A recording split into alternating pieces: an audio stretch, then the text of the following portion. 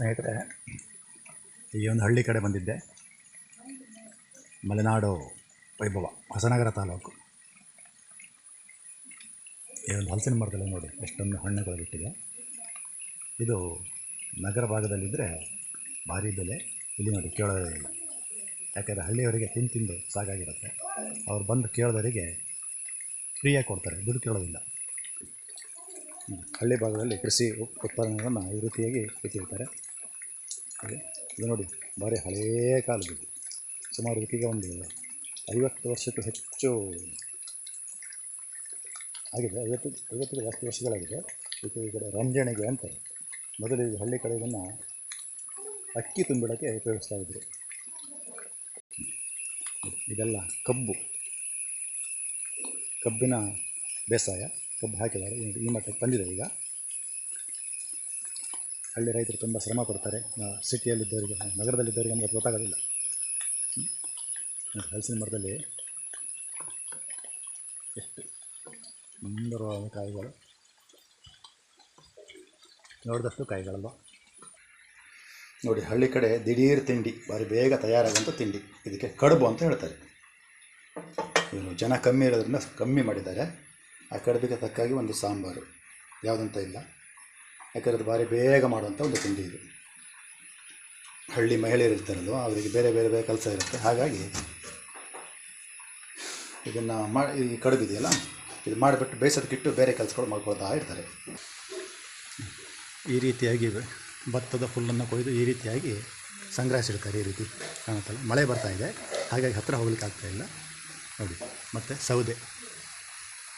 ಈ ಹಳ್ಳಿಯವರಿಗೆ ಸೌದೆ ಒಲೆನೇ ಆಗಬೇಕು, ಸೌದೆಯಲ್ಲೇ ಅಡುಗೆ ಮಾಡೋದಿಲ್ಲ.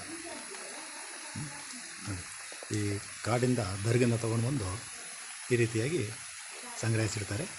ಕಾಣುತ್ತಲ್ಲ, ಮಳೆ ಬರ್ತಾಯಿದೆ, ಹೊರಗಡೆ ಹೋಗ್ಲಿಕ್ಕೆ ಆಗ್ತಾಯಿಲ್ಲ. ಹಾಗೆ ಮರಗಳನ್ನು ನೋಡಿ, ಮನೆಯ ಸುತ್ತ ಎಷ್ಟು ಮರಗಳನ್ನು ಬೆಳೆಸಿರ್ತಾರೆ ಅಂತ ಹೇಳಿ.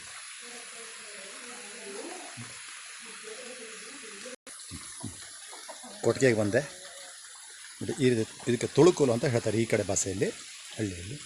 ಇದಕ್ಕೆ ಹುಲ್ಲು ಮತ್ತು ಕಾಡಲ್ಲಿ ಸಿಗುವಂಥ ಎಲೆ, ದರ್ಗ್ ಸೊಪ್ಪು, ಅದನ್ನೆಲ್ಲ ಹಾಕಿಬಿಟ್ಟು ಇವುಗಳ ಮೇಲೆ ಹಸುವನ್ನು ಕಟ್ತಾರೆ. ಹಸುಗಳು ಮತ್ತು ಎತ್ತುಗಳನ್ನು ಕಟ್ತಾರೆ. ಅವು ಇಲ್ಲೇ ಸಗಣಿ ಹಾಕಿ ಅದು ತೊಳೆದು ಒಂದು 4-5 ದಿನ ಆಗಿರುತ್ತೆ. ನಂತರ ಅದು ಗೊಬ್ಬರ ಗುಂಡಿ ಸ್ವಲ್ಪ ದೂರದಲ್ಲಿದೆ, ಕಾಣ್ತಾ ಇಲ್ಲ. ನೋಡಿ, ಇಲ್ಲ ಸುಂದರವಾದ ಕರು, ಎಷ್ಟು ಚೆಂದ ಇದೆ ಅಲ್ವಾ. ನೋಡಿದ್ರೆ ನೋಡ್ತಾನೆ ಇರಬೇಕನ್ಸುತ್ತೆ, ಅಷ್ಟು ಚೆಂದ ಇದೆ. ನೋಡಿ, ಹಾಗೆ ಕೋಳಿಗಳು ಮಳೆಗಾಲದಲ್ಲಿ ಈ ರೀತಿ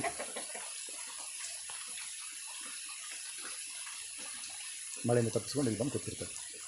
ಇದು ನೋಡೋರಲ್ಲ ಆಮೇಲೆ ಕೃಷಿ ಉಪಕರಣಗಳು. ಒಲೆ ಹಚ್ಚೋದಕ್ಕೆ ನೋಡಿ, ಇದು ಅಳ್ಳೆಟ್ಟೆ ಅಂತಾರೆ. ಇದಕ್ಕೆ ಕೊಬ್ಬಿನ ಸಿಪ್ಪೆನ ಈ ಕಡೆ ಹಳ್ಳಿ ಭಾಷೆಯಲ್ಲಿ ಅಳ್ಳೆಟ್ಟೆ ಅಂತಾರೆ. ಈ ಥರ ಸಂಗ್ರಹಿಸಿಟ್ಟಿರ್ತಾರೆ. ಇದು ಯಾಕಂದರೆ ಈ ವಿಡಿಯೋನ ಮಳೆ ಬರ್ತಾ ಇದೆ, ಆದರೂ ಮಳೆ ಬರೋ ಸಂದರ್ಭದಲ್ಲಿ ನಾನು ವಿಡಿಯೋ ಮಾಡಿದ್ದೆ. ಅಲ್ಲಿ ಒಂದು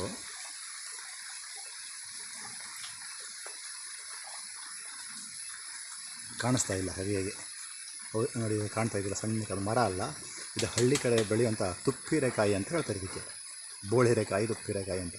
ತುಂಬ ರುಚಿಕರವಾಗಿರುತ್ತೆ, ಅದು ಭಾರಿ ಕಡಿಮೆ.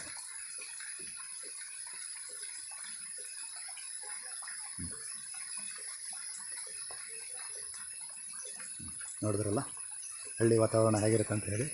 ಸುಂದರವಾಗಿ, ಯಾವುದೇ ಒಂದು ಜಂಜಾಟ ಇಲ್ಲದೇ ಬರೀ ಕಾಡಲ್ಲಿರುವಂಥ ಪಕ್ಷಿಗಳ ಕಲರವ, ಜೀರುಂಡೆ, ಏನೋ ಸುಮಾರು ಥರದ ಹೆಸರು ಹೇಳ್ತಾರೆ, ಅದರದ್ದೇ ಇಲ್ಲಿ.